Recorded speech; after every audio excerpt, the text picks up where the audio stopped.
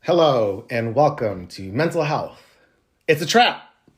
We're your hosts, Susan and Stephen, mother and son, unraveling the complexities of the mental health traps people fall in. Join us on this podcast journey as we demystify the mental health labyrinth, explore common issues, and provide you with tools to navigate this sometimes extremely daunting terrain. You can expect engaging conversations, personal stories, and probably also have a laugh or two. Access to mental health care should not be what causes you additional stress. We invite you to follow along, and together we can embrace the darkness. Welcome back. Today, in this episode, we are going to be giving you some brief information and education around cognitive behavioral therapy, which is often shortened to CBT.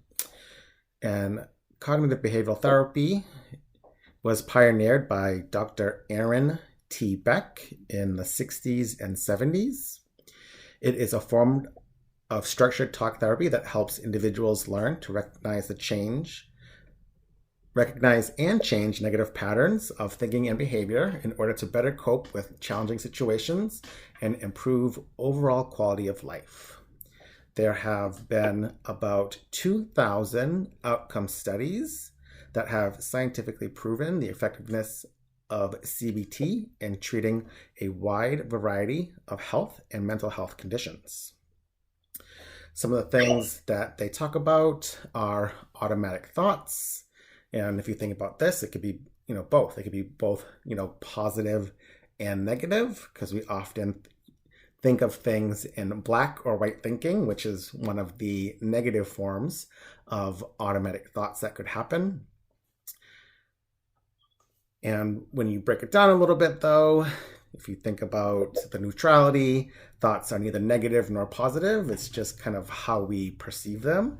And if we're in a negative headspace, they're negative. And if we're in a positive headspace, we often think of them as positive.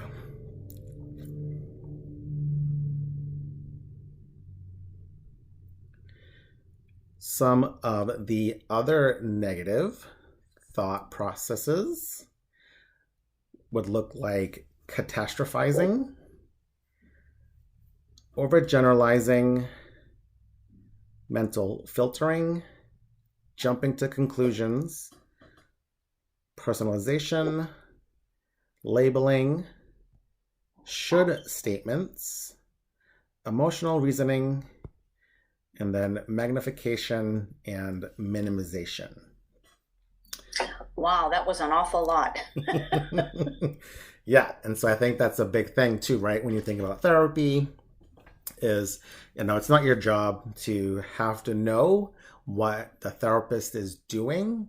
However, I think when you think about your own personal growth, when you better understand how your brain works and how you think, like, you don't have to be a CBT therapist, but if you understand what's happening, you can often have the ability to change, which, CBT is can you catch those negative thoughts, question or analyze them, if they're true or not true, and then how to move forward. Right, exactly. And even for any therapists out there that are listening, right, it's just maybe a little refresher for them in regards to just practicing it ourselves, right? To better understand how do we manage ourselves when we're sitting with a client. If, something gets shared in the session and it kind of triggers or hits the wrong way, right? How do I manage that headspace? How do I manage the thoughts that are, being triggered by that, or the feelings in the body? And so I think it can serve a dual purpose for clients and therapists alike.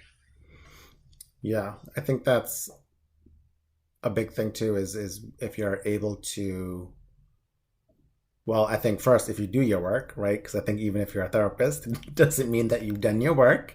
Not to, Exactly. Not to blame therapists who haven't, but I think it's one of those. I was talking with a friend, and they were like, kind of like doctors, right? You know, doctors are their own worst patient, right? Oh, like I'm the doctor, I know. And the same with the therapist. Is like sometimes you get to a space where you're like, I've done my work, it's good, everything's fine. And then you work with a client or a patient, and you're like, oh crap. Hey. Exactly, and it can happen to anyone, really. And you can do your work, and it doesn't mean that any of the things that you've worked on go away. It's just that you manage responses, thoughts, feelings, and emotions around them differently. Though it doesn't mean you can never be triggered. So an example of that would be grief, right? So there are times when Stacy's birthday or anniversary comes up, and I'm okay. And I go about life. We honor her, and we continue on in life. And there are other times during the anniversary or the birthday or other holidays or special events that hit harder. Just because you could be in a more vulnerable place. So it doesn't mean that the pain of the loss goes away. We just figure out how to manage it better. So it's kind of the same concept of we can always be triggered. So it's being intentionally aware as best as we can so that we can say, all right, I'm in the mall in a store and I get triggered because a song comes on and reminds me of her. I do Mhm. not want to be in the store and have an emotional breakdown in front of a bunch of strangers, right? So, all right, so how do I manage that? That I might go to the bathroom. I could go to my car. You know what I mean?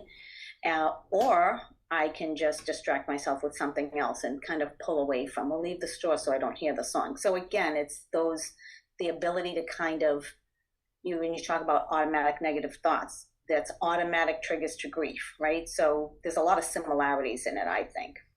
Hmm. Yeah, and I think it's about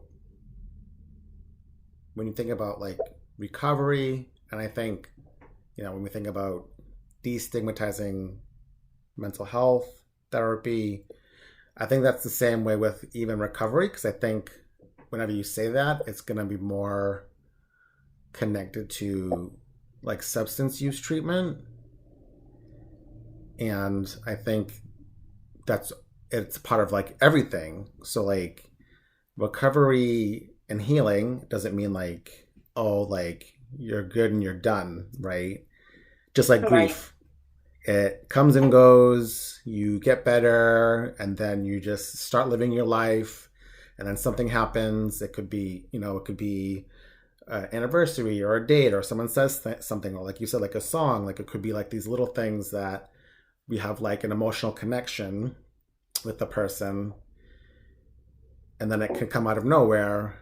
And I think that's almost similar to like going a little bit into the subconscious, because I think as time goes on and we have these habits, it's not necessarily that we're pushing our grief down, but it's still there, right? And then something happens, but then you're like, oh, I don't know where this is coming from, versus like, oh, it's like this is the day, or it's the time. Sometimes it's a time and you're like, nothing bad happened today, but it's like the time, or it's a smell. It's something that you wouldn't really necessarily connect the dots to, but it can cause you to like go into a negative headspace or be overwhelmed. And then you're like, what's wrong with me?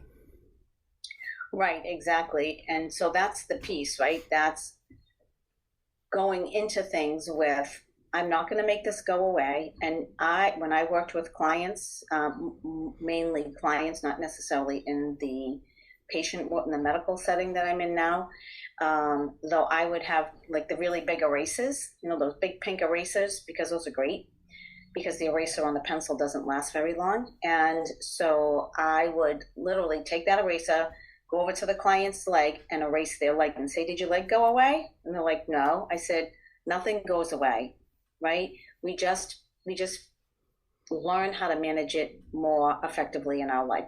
We learn to live with grief. We learn to live with anxiety and depression. It doesn't mean, again, we talked about the magic wand, the magic pill. We know none of that exists. So it's really more about how do we manage that. And I think the other piece is our senses, right? When you talk about physiological responses. So it's not always what I think about or what I might be feeling, because we can sometimes wake up and feel like, ugh, kind of sluggish and I just want to stay in bed for the day. Though it's more about senses like hearing, smelling, touching, that can kind of trigger us into that space, right? Mm-hmm. And so acknowledging I'm in this space, right? That happens a lot in trauma, right? In trauma work, not going back and reliving it, more like, yes, that happened. How do I manage it right now? Mm-hmm. Right? And you talked a little bit about the subconscious, and that is a part of CBT where, we could have a lot of irrational beliefs, like beliefs that are not true. And you talked about questioning, is it true or is it not true? And that's part of the process of CBT. Is one of the things that is used in CBT to really help people challenge like whatever negative thoughts they might be having, or beliefs that they might have, because more times than not, we're kind of born and people put all kinds of things into our being, into our, I call it my beef stew pot, right? They fill up our pot with things, and some of those things we don't even believe to be true. That might have been something my mother believed. I don't believe that to be true, right? So if I'm not aware that that exists there, though it could be playing into some thoughts, behaviors, feelings, and emotions. Mm-hmm.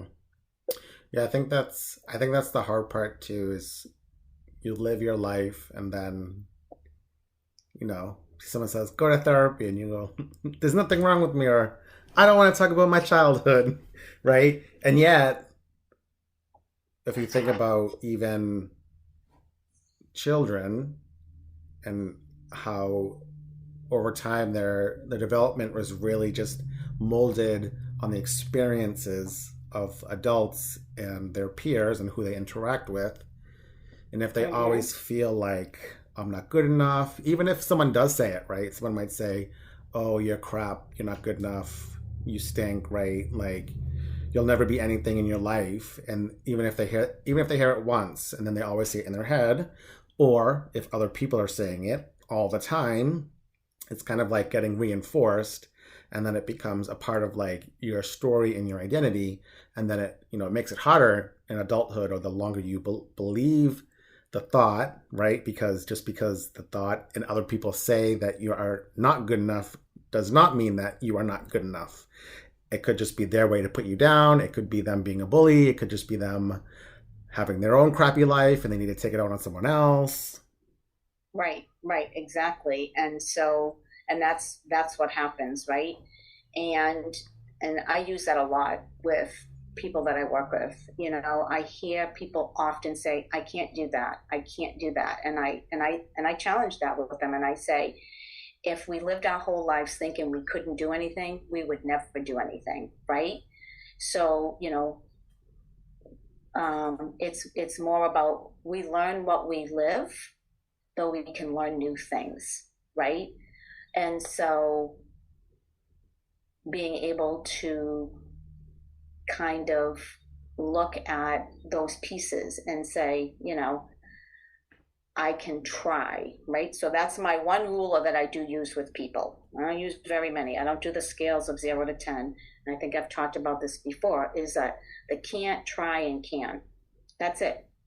So if you ask me to pick up a Humvee, clearly I can't physically pick that up. Though you might say, can you pick up that bucket of water? So, right? So there are things physically that we're not able to do. And having reasonable expectations around the things that we can do, the areas that we can make change, right? And so when we've talked a lot about the motivational interviewing and getting to that place of the things that we can try to do versus telling ourselves we can't. Because if you tell yourself you can't, then you won't.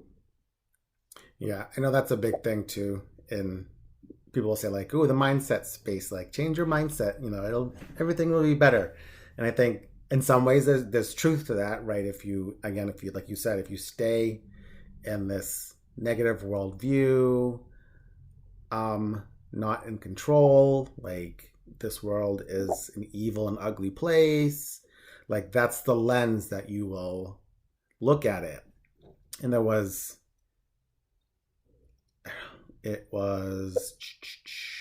I think it was Tony Robbins, and he was interviewing someone and just doing like a quick little test. So he told this person, he was like, okay, in this room, look around. And he gave the person like, maybe 10 seconds, 10, 15 seconds. Look around the room. Tell me everything that you see is red. And the person's looking around, what's red, what's red, what's red, what's red. The person closed his eyes, and then Tony Robbins goes, okay, now tell me everything in the room you saw that was brown. And then the guy was like, so, and then when he was like talking to him, he's like, now when your eyes are open, tell me what, you can see the brown, right? And so he was saying like, when you're looking for something, you're going to like see it. Like, and if you think about it in the negative term, if you think everything's bad or negative and you view people as bad or negative, that's how you're going to see them, versus seeing like everything else. Because you don't look for the brown, you don't look for the the good or the positive, you look for the negative, and so you find the negative, and then that makes it a cycle of trueness in your story. And I think that I do believe there's some truth to, if I'm negative and I'm down, I'm going to attract to people that are negative and down. So it continually reinforces that state of mind, right? And again, it's not judging others who are struggling or anything like that. It's just more about no matter what choice we make in life. And I read that in a book by I can't remember his name off the top of my head. It's called The Subtle Art of Not Giving a Blank. It's a swear word, so I'm not going to use it. And it was an interesting book. I read it with a patient who was reading it. She asked me to read it with her, and I said, okay. So I bought the book. I read it. It was a little rough getting through the first chapter. There was a lot of that word shared often, and then it started to shift. And so a lot of what he talked about in the book was I think it's Mark Manson, I believe. And what he talked about was, no matter what choices we make in life, there will be problems with any choice, right? So you get to decide what problems you want to deal with. So if I'm choosing a certain path that has bigger problems and results in me using a lot of energy, I'm like, yeah, no, that sounds exhausting, right? I might choose another path that has problems that I can manage as they come up, right? So again, it's just that kind of being able to figure things out. And we never know what the unintended consequences will be of any choice or any decision. And I use cell phones is a good example for that, right? So we now have cell phones, and cell phones you can text. And so people started texting and driving. Well, then they were causing accidents because they weren't paying attention. And now it's like you can't text and drive, right? So we didn't think about the unintended consequences of creating, cell phones and letting people use them. And now there's all of these unintended consequences that are causing harm to others as a result. Mm-hmm. Yeah, I think that's when you think about CBT in general, it's often like your thoughts impact how you feel, and your thoughts, impact how you behave.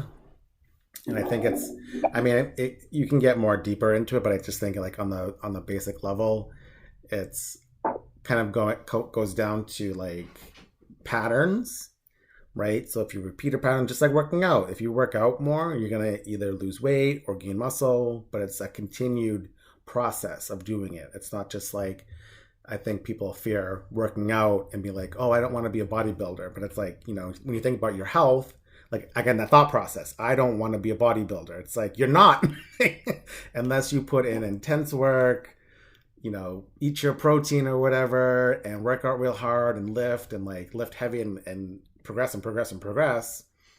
But it's that thought that keeps you from either moving more or exercising, or like, I can't do this. I can't work out. I am limited in my mobility, or I'm in a wheelchair, or like, whatever your story might be, versus like, maybe it's just walking. Maybe it's just going outside for like 5 minutes, walking for 2 minutes, like those little things. But it's the story in the head. It's the thought of I can't, or that pattern over time of I'm unable to do something, but it's really a limitation that we're setting on ourselves. Exactly. And so it's interesting that it made me think of an example, right? So I worked some years ago with a client who struggled with significant weight gain. And, um, you know, the challenge for a lot of people when they have chronic pain and they're, overweight, she called it the fluff. So we're going to call it the fluff, and that was her terminology that she felt comfortable with, rather than obesity, being obese. Mm-hmm. And really tried working on nutrition, and though a lot of the barriers were within herself, right? Just how she viewed, like, I can't do these things, I can't, right? And so not a person that could go to the gym, right? Walking long distances was a challenge with breathing and all of that, and just the weight on the joints and all of that. And so we had another staff member working with her who focused on more of the healthier eating recipes, exercise, activity. So introduced her to chair yoga, like things that she could do while sitting down. So again, sometimes it's that small little shift of those small things that we can do that increase and change the way we think about things. So, oh my gosh, I can do the chair yoga. Oh, that's great. Let's try it. I'll try it with you. Even though I do therapy, I can still, because again, there's a process around the thinking with her that I can use to support her, right? And so she got to teach me her chair yoga and things like that. So again, feeling empowered that I can do this and my therapist doesn't know how to do this and I get to teach her. Mm-hmm. Like, so again, it's that mindset of, being able to say, I can try. Yeah. Right. Mm-hmm. And I think it shifts the narrative, right? So even if the other thought, that they might have is like, I'm worthless, I'm not good enough, I'm never going to be able to do anything. And when they get to a place where they can find something that they can do and then they can teach someone else, it's a different thought process, right? It's like, oh, I can do this. And I am teaching this other person, this other professional who's helping me, and now I'm helping them. So it's kind of like reinforcing the behavior. So when we think about cognitive behavioral therapy, that's the behavior part. And I think oftentimes we skip the thought process and we look at behavior. So even at kids, you're a bad kid, don't do that. Like, don't sleep in class, or stop getting all angry or yelling, or, you didn't do your homework, so you're a bad kid, right? And they're looking at the behavior, and the thought is more coming from the adult, but it's like how that impacts the child, because now they think, oh, I'm a bad kid, but sometimes that behavior is rewarded, and so they're going to keep doing it because they're getting that attention, and then it's going to be, oh, well, he's just doing that for attention. Well, okay, if he is doing it for attention, then obviously, like, your thought process is bringing you down this other negative part as an adult, because you're like yelling at the kid, you're in trouble, And so it's just like this kind of like weird, I don't know what you want to call it, but like the kids having negative thoughts of being bad because of their behavior, of being what they're told, and then the adult is like, oh, you are a bad kid and you're just doing this for attention, versus like, oh, I wonder what's going on. Like, Right. And let's slap um, the ODD label on the child, right? Your oppositional defiant disorder, right? And not being able to step back and say, what is really going on for the child? How do we help the child? Because it could be things going on at home, things going on with peers in school, things going on with teachers. Sometimes teachers struggle and they don't see how it's impacting their students, right? mm-hmm, So again, it's that stepping back and saying, what am I bringing to the table, and what can I bring to the table to better support another person, right, or a child? And so another example, when we talk about CBT and we talk about these thoughts, right? So one example that I had seen in one of the workbooks that I had worked from was, kind of getting stuck in traffic. And you're in traffic for 3 or 4 hours because maybe it's a holiday, heavy travel weekend, or there's an accident, and you're stuck in traffic. And so that's like kind of like the situation. And it brings me to my niece, who was stuck in traffic on the George Washington Bridge for many hours. And people were like frustrated and honking their horns and swearing. And they were just, people were frustrated.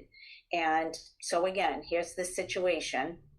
So, my niece, your cousin, decided she would entertain people on the George Washington Bridge, turned the music on in her car really loud, and literally got out of her car and was just dancing on the bridge.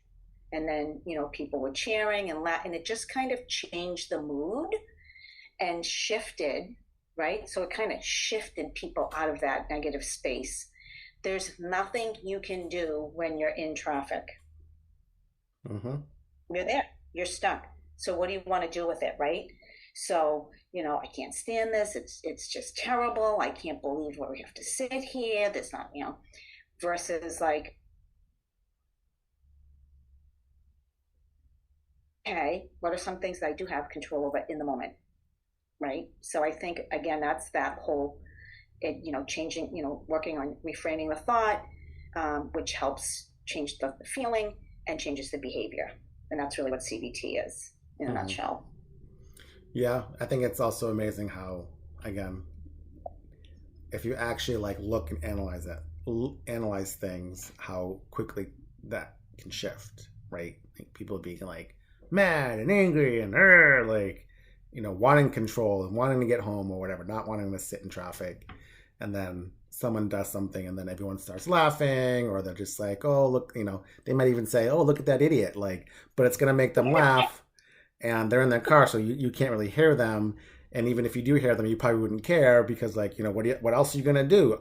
Sit on the bridge for another 2 hours? You might have fun. So again, kind of like the difference in thought process of being the person who's stepping out of their box just to like have fun because they're bored and they're like, might as well, versus like sit in the car and then be angry and beep your horn even though like you can't make the person in front of you go, and you can see the traffic. It's not like you don't see the traffic.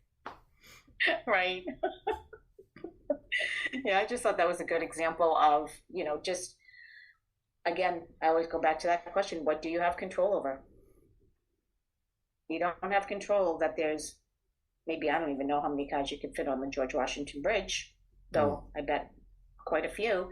And you've got the tractor trailer drivers and the cars and all of that. And so, making the best of a crappy situation. And I think, again, I think before we end, the last thing too is like it's about practice, right? If Yeah. you, again, if you work out, it doesn't mean you're going to be a bodybuilder unless that's your goal. You want to be a bodybuilder, and then you take those steps. And so, like, if you think about trauma, anxiety, depression, even chronic pain, like sometimes you can't change those things overnight. It's more about what are the habits or the little things that you can do day to day that will, you know, compound, like add to each other, so that eventually you get to a space where you do think negatively less.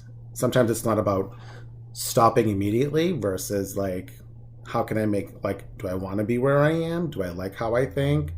Do I like my life? Right? What are my goals? And then taking those, baby steps, or crawling, or Lego blocks, like depending on how small you want it. Like, it doesn't have to be anything big. It's like, what can you do and be consistent to make those changes.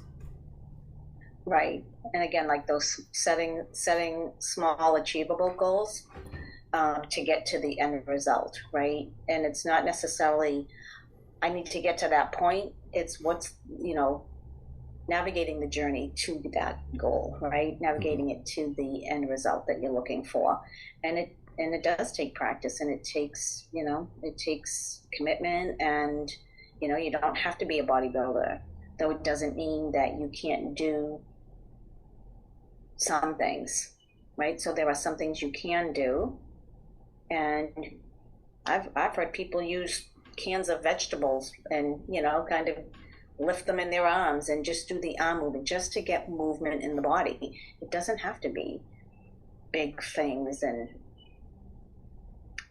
that sort of thing. So yeah. Mm-hmm.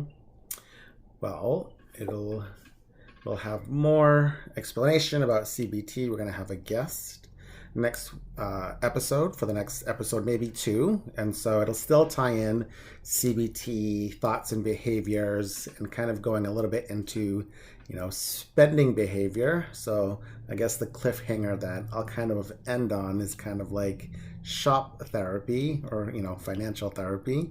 And so we'll talk with Teddy, and he'll give us his background information, what he does, and then we'll kind of get a little bit more into, again, thoughts and behaviors, and give some tips and tricks. And so if, again, there are any questions or comments, please let us know. We'd love to hear any thoughts that you had, or if you need help clarifying anything, or was like there wasn't enough information, we want more, please let us know.